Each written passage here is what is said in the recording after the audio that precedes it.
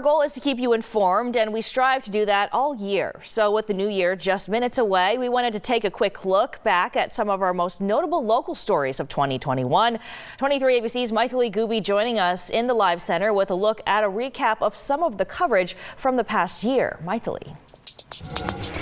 Tragedies, COVID, news you can use, and some lighthearted moments as well. But here's a wrap up of some of the top stories that you were reading on our website. Here's a look at some of those stories right now. One of them was from New Year's Eve into New Year's Day last year. A deadly accident took the lives of 3 people and sent 2 to the hospital. The driver lost control and hit a tree in the center divider. 3 passengers in the back of the car were ejected from the vehicle and died at the scene. Both the driver and the passenger in the front seat received minor injuries and were taken to the hospital. Also in January, 13-year-old Nicholas Peterson took his last breath on the corner of Coffee and Hageman Roads after the motorcycle he was traveling on with his stepfather was involved in a collision. Peterson was in 7th grade at Fruitvale Junior High. His family described him as a tough, resilient being who fought courageously through type 1 diabetes. Nick was many years beyond his age when it came to human kindness. Nick put everybody else in front of him. If somebody needed something, Nick was there. In the same month, a 24-year-old woman died in a crash in southeast Bakersfield. The woman was speeding in a Ford Expedition with 9 minors in the vehicle when she lost control, causing the SUV to roll over multiple times along the Alfred Harrell Highway near Fairfax Road. The newborn, toddlers, and young kids sustained minor injuries but were stable. Moving on, in March, the Bakersfield City School District announced that after being remote due to the pandemic, they would gradually start to bring students and staff back to campus, as long as it was safe to do so. There would be guidelines with distancing and masking and safety health checks.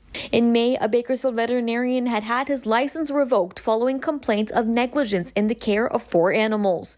Mukund Sandhu, who owned and worked at Four Paws Pet Hospital in Southwest Bakersfield, had his license revoked effective May 27th. We also investigated the incident and obtained records from the California Veterinary Medical Board showing Sandhu had been under fire previously for similar allegations surrounding another dog and was placed on probation in March of 2017. He had 25 total violations. In July, agents from the Department of Consumer Affairs arrived and raided the Europhoria salon and swept through the building for several hours. It's not clear what they were looking for during that raid, but we continue to follow that story.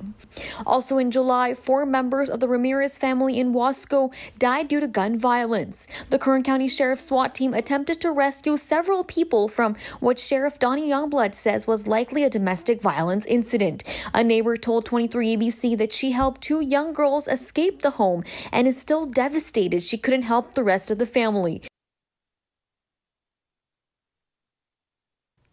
In that same tragedy, Kern County Sheriff Deputy Philip Campus died in the line of duty. A large funeral service was held in his honor to remember his service. We streamed his service on our website and our channels at 23 ABC, and you can find these stories and more local content at our website at turnto23.com. Thank you for staying with us this year, and we hope you'll continue to be with us in the new year too. Happy New Year. Live in the studio, I am Maithili Gubi, 23 ABC, connecting you.